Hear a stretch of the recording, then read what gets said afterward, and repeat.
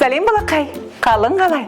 Бүгін біз жаңа керемет ойынды ойнаймыз. Бұл ойынның аты сиқырлы қорапты ашу. Дайынсың ба? Бастайық. Бірақ маған көмекші керек. Мен көмекшімді шақырайын. 1, 2, 3. Көмекшім келді. Танысып қойыңдар. Бұның аты Wiggle Wiggle. Wiggle Wiggle. Ал мынау Wiggle Wiggle бие. Wiggle Wiggle Wiggle Wiggle Wiggle бие. Wiggle Wiggle Wiggle Wiggle Wiggle бие. Жарайсың досым. Бұл көңілді болды. Сәлем саған Wiggle Wiggle. Сәлем, сәлем. Ал Wiggle Wiggle, сен дайынсың ба? Бұл не екен досым? Білесің бе сен? Қандай үлкен зат. Мен білемін. Бұл жазда ойнайтын ойыншық. Біз бұл затты суға толтырып атамыз. Кәнекей, бұл ойыншығымызды тексеріп көрейік пе? Қалай ойлайсың, Wiggle Wiggle? Келістік. А сен қалай ойлайсың? Тексерейік пе? Жарайды, бірақ та осы жерде емес. Далаға шығып көрейік. Кеттік.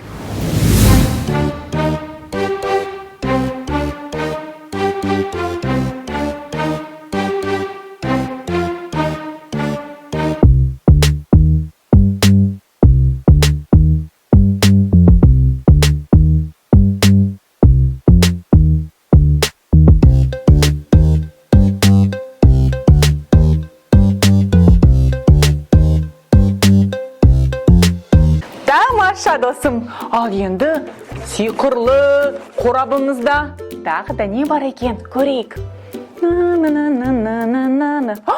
Вау, бұл не? Бұл ашамын. Не? Сен білесің бе, Wiggle Wiggle, не бұл? Бұл жабысатын жүрек екен. Кәнекей, аба! Вау! Ол шынымен де жабысады. Кәнекей, аба! Аба! Вау! Ал саған ше, Wiggle Wiggle, аба! Кәнекей, аба! Аба! Кәне. Бұл қандай жабысқақ жүрек. Wiggle Wiggle! Кешірші мені досым. Ала алмай қалдым ғой. Қазір көреміз, қазір. Міне ол.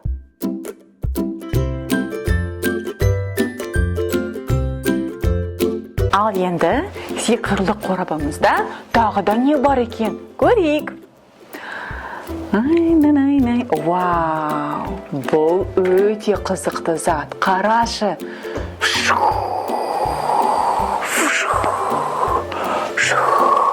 Бұл кім екен досым? Таныдың ба?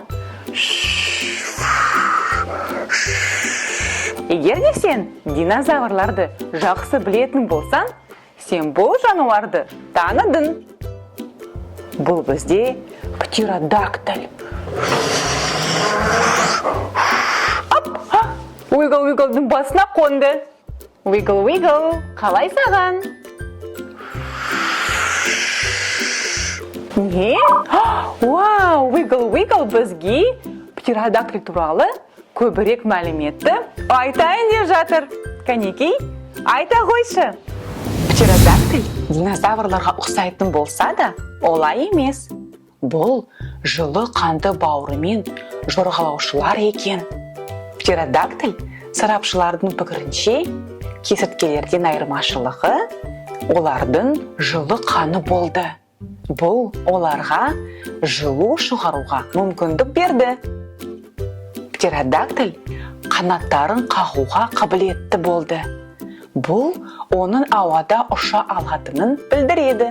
Дәл қазіргі замандағы құстардың көпшілігі сияқты. Птеродактильдер жыртқыштар болды. Және негізінен балық пен ұсақ жануарларды аулады. Рахмет саған, Wiggle Wiggle. Бұл өте қызықты болды. Ал қазір біз келесі затымызды сиқырлы қораптан шығарайық. Не бар, не бар, не бар, не бар, сиқырлы қораптың ішінде. Не бар, не бар, не бар, не бар, сиқырлы қораптың ішінде.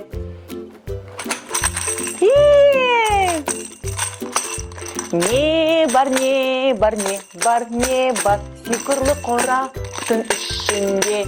Я, досым, бұл музыкалық аспап. Кәнеки, менімен бірге тағы да айтып көр. Музыкалық аспап. Ал қандай екен? Таныдың ба сен? Сен білесің бе, уигл-уигл? Уигл-уигл біледі. Бұл бубен. Бубен. Бубен. Дыбысы өте қатты шығады екен. Кәнеки, біз бірге бубенмен бірге билеп көрейік.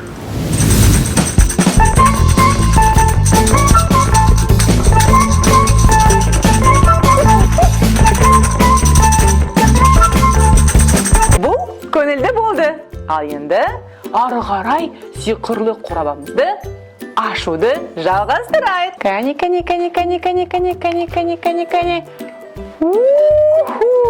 Бұл не деген зат? Уигл-уигл, сен білесің бе? Мен де білмеймін. Бұл... Бұл өшіргіш екен. Бірақ та жай ғана өшіргіш емес.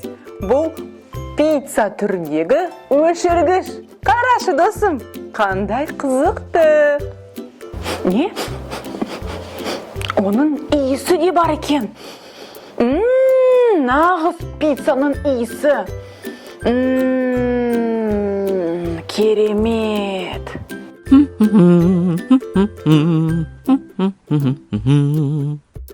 Досым, ал сен пиццаны жасай аласың ба? Жоқ, мен де жасай алмаймын. Ал сен ше, уигл-уигл? О, вау, шын ба?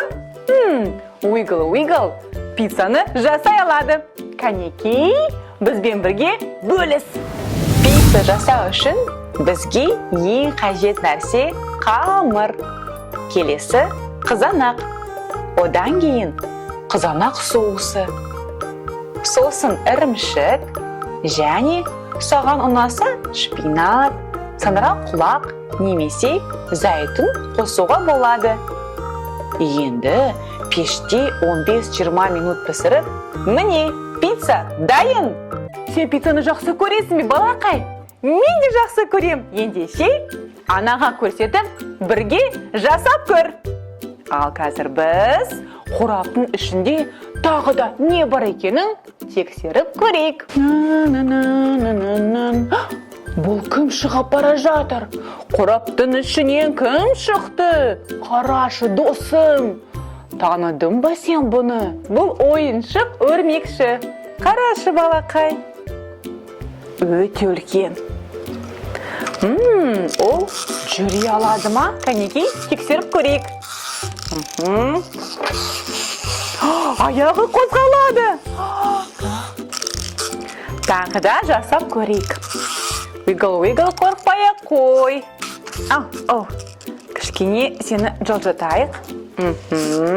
Ал, өрмекші қазір жүреді. Ол саған бара жатыр. Қарашы, уигл-уигл. Тоқтады. Ал мен болсам, өрмекші туралы сендерге әнімді айтып көрейін. Өрмекшілер 8 аяқты тіршілік иелері. Олар жәндіктерді ұстау үшін жібек тор жасаумен танымал.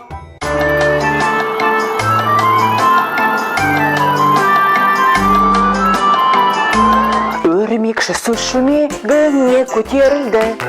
Жаңбыр жауып, өрмекшіні құлатты.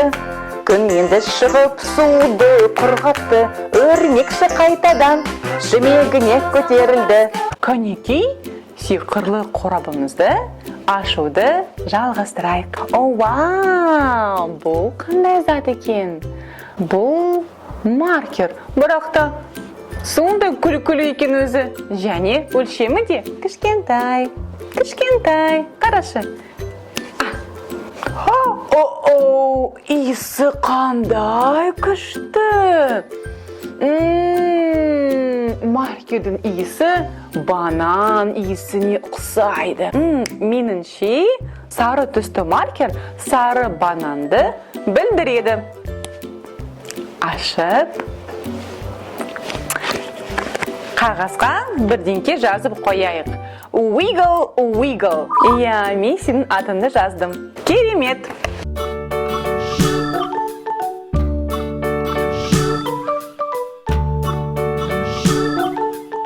Кәнеки, тағы не бар бізде? О, вау, мынау не екен? Қарашы, досым. Сен таныдың ба wiggle, wiggle? Мен білмеймін. Не бұл екен? Сыртында күшіктің суреті бар. Қалай тез жабылды? Мен білетін сияқтымын. Бұл магнит.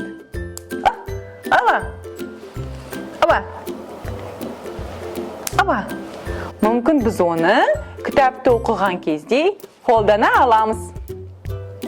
Wiggle, wiggle, ал сен бізге магнит туралы көбірек айтып бересің бе? Тыңдап көрейік. Магниттер айналасында көрінбейтін өрісті жасайтын тастар немесе металдар. Бұл өріс басқа магниттер мен кейбір металдарды тартады. Магнит өрісінің мысалы ретінде металл тоңазытқыш есігі. Оны магниттермен жабылуы мүмкін. Үйде магнит болса, оны тоңазытқышқа жабыстырып көр. Wiggle, wiggle, сен қандай керемет көмекшісің. Біздің балаларға қанша көп қызықты мәліметтерді айтыпсың. Кәнеки, сиқырлы қорабымызды ашуды жалғастырайық.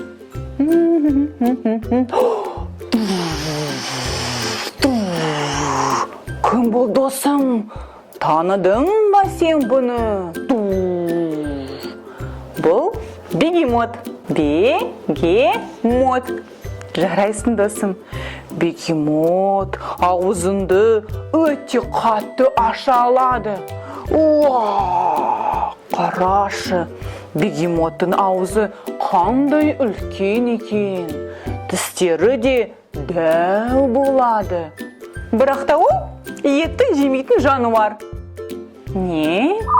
Жарайды, бегемот туралы көбірек айтқысы келеді. Бегемоттар Африкада тұрады. Олар өте ауыр, аяқтары қысқа, денесі қалың, аузы үлкен. Бегемот үлкен болғанымен, ол жыртқыш емес, сиыр тәрізді шөп қоректі жануар. Бегемоттар суды өте жақсы көреді. Олар жүзуді және сүңгуді жақсы біледі. Бегемот су астында 5 минутқа дейін демін ұстай алады. Олар күні бойы дерлік суда өтеді. Ал құрлыққа бегемот әдетте шөп жеу үшін келеді. Рахмет саған, Wiggle, Wiggle. Бұл өте қызықты болды. Бегемот, сау бол. Ал қазір біздің құрабымызда не бар? Бұл не деген зат? Қарашы.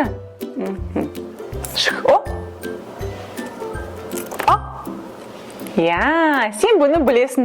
Бұл өте танымал ойыншық. Мен өзім кішкентай болған кезде бұндай ойыншықпен көп ойнайтынмын. Wiggle, Wiggle, сыға ұнайды ма?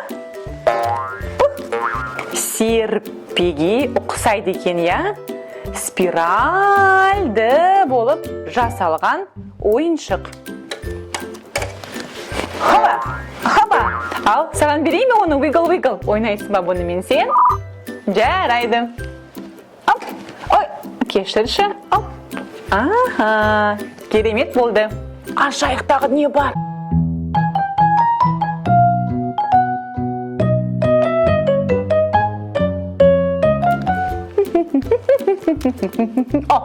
Мен бір қызықты зат таптым. Кәнекей, оны ашайық. Қақпағын ашам. О, вау, бұл слайм екен. Қарашы, қалайша созыла алады. Қарашы. Кәне, тағы да созайық. Ал, созып көрейік. Вау, керемет слайм.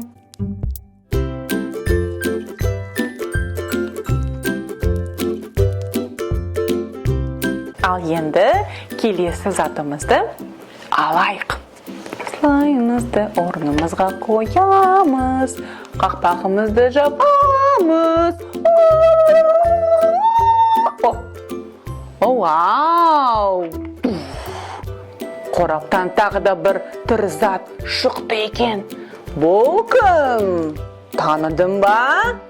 Бұл динозавр. Уигл біледі. Бұл Димитродон. Димитродон кесірткеге ұқсайтын динозавр. Кәнекей, Димитродон туралы көбірек біліп көрейік. Димитродон 4 аяқпен жүрді. Және ұзын, қисық бас сүйегіне ие болды. Олар әртүрлі мөлшердегі үлкен тістері бар. Димитродонның ең үлкен түрі 4 метр, ал ең кішісі 6 сантиметр болатын. Димитродонның ең көрнекті ерекшелігі оның үлкен желкені болды. Желкен омыртқаларынан сыртқа шығады. Ғалымдар желкен негізінен температураны реттеуге арналған деп санайды. Димитродон жыртқыш болды және көбінесе балықтарды жеді. Бұл өте қызықты болды. Ал, кәнекей, жалғастырамыз. Мынау не? Сәбіз? Жеп көрейін бе мен? Кәнекей, жеп көрейін. Жоқ, желінбейді. Уигл. Бұл жай ғана сәбіз емес. Бұл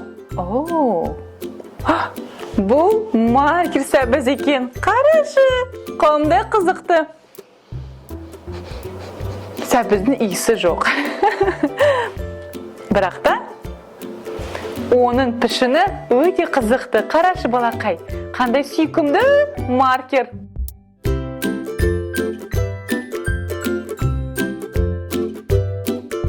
Жарайды, келесі затымызды алайық. Вау, бұл соңғы зат екен. Бірақ та бұл ең қызықты зат болайын деп жатыр. Уигл. Кәнекей. Не бұл? Білесің бе сен, досым? Бұл пирамида. Ал пирамидалар туралы сен білесің бе? Қай жерде олар тұрады? Және олар неге сондай танымал? Уигл, сенің кезегін бізге көмектесші. Пирамидалар Мысырда орналасқан. Олар перғауындарға ескерткіш ретінде салынған. Мысыр қара құйрық, қолтырауын және кобраларды қоса алғанда көптеген жануарлар мен өсімдіктердің отаны. Ал мысықтарды ежелгі мысырлықтар қасиетті жануар деп санаған. Көптеген отбасылар мысықты үй жануарлары ретінде ұстады. Ежелгі мысырлықтар қағаз, қаламдар, құлыптар және кілттер сияқты заттарды жасады. Тіпті тіс пастасында ойлап тапты.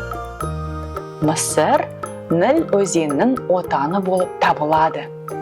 Ол осыдан 8000 жыл бұрын қоныстаған аңшылар мен балықшылардың мекені болды. Егін өсіруді, мал өсіруді үйреніп, ауылдар мен қалаларды сала бастады. Балақай, егер сен Египет туралы, пирамида туралы көбірек білгің келсең, кітапханаға бар. Сол жерде көп кітаптар бар. Келесі жолы кітаппен таныстырайық. Менімен және Wiggle-Wiggleмен бірге болғанына саған көп-көп рахмет. Егер де сен сиқырлы қорабымды ұнап қалсан, маған лайк бас және Еркемай каналыма қосыл. Ендеше келесі кездескенше досым. Бай-бай.